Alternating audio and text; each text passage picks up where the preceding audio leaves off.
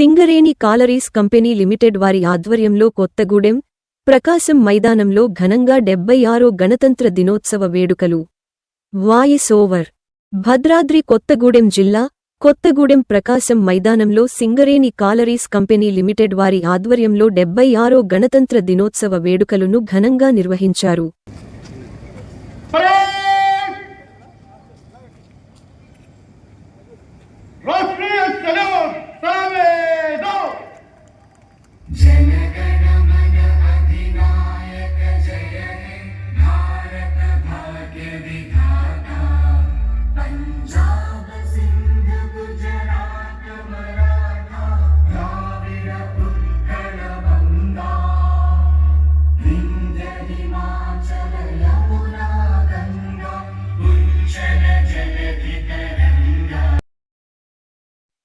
ఈ కార్యక్రమానికి ముఖ్య అతిథిగా Singareni chairman and managing director Balram Naik పాల్గొని జాతీయ పతాకాన్ని ఆవిష్కరించారు. అనంతరం స్కౌట్స్ అండ్ గైడ్స్ మరియు వివిధ పాఠశాలలకు చెందిన విద్యార్థులు ఏర్పాటు చేసిన పెరేడ్లో పాల్గొని గౌరవ వందనాన్ని స్వీకరించారు.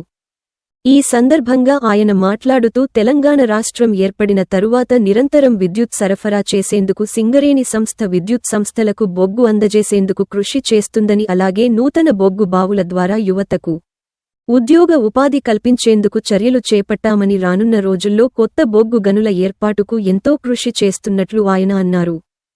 అలాగే సోలార్ విద్యుత్లో సింగరేణి సంస్థ అగ్రభాగాన నిలిపేందుకు అందరూ కృషి చేయాలని అని ఆయన అన్నారు. అనంతరం సింగరేణిలోని వివిధ శాఖల్లో ఉత్తమ ప్రతిభ కనబరిచిన కార్మిక కుటుంబాలను ఆయన సన్మానించి ప్రశంస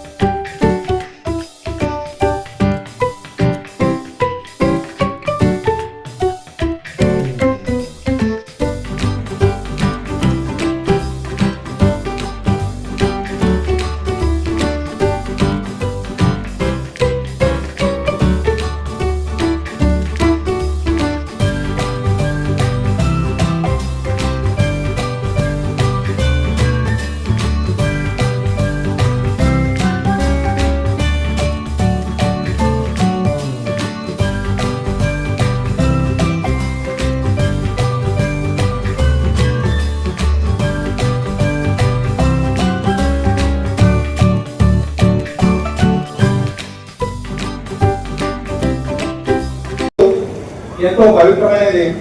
మన దేశానికి స్వాతంత్రం సిద్ధించిన తర్వాత మనల్ని మనం పరిపాలించుకోవడానికి మనందరికీ మార్గ నిర్దేశంగా ముందెందుకు రూపొందించుకున్న రాజ్యాంగం అమలులోకి వచ్చిన చారిత్రాత్మక దినోత్సవం. భిన్న మతాలు, జాతులు, ప్రాంతాలు, విభిన్న సంస్కృతి సంప్రదాయాలకు మన దేశం నిలయంగా ఉంది. ఇలాంటి దేశం మనుగడ ఎలా సాగుతుందని ప్రపంచం అంతా ఆసక్తిగా ఎదురు చూస్తున్న సమయంలో మహనీయులైన భారత రత్న డాక్టర్ బిఆర్ అంబేద్కర్ నేతృత్వంలో మేధావులైన రాజ్యాంగ పరిషత్ సభ్యులంతా కలిసి ప్రపంచంలోనే అతిపెద్ద లిఖిత పూర్వక రాజ్యాంగాన్ని అందించి మన భవిష్యత్తుకు పటిష్టమైన పునాదిని వేశారు.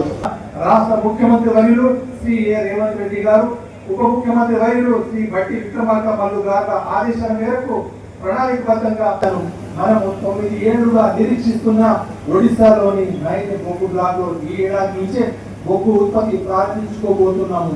రాష్ట్ర ఉప ముఖ్యమంత్రి వర్యులు శ్రీ బట్టి విక్రమార్క మల్లు గారి చొరవ వల్ల ఒడిశా రాష్ట్ర ప్రభుత్వ సహకారంతో నైన్ బొగ్గు ఉత్పత్తికి మార్గం సుగమమైంది.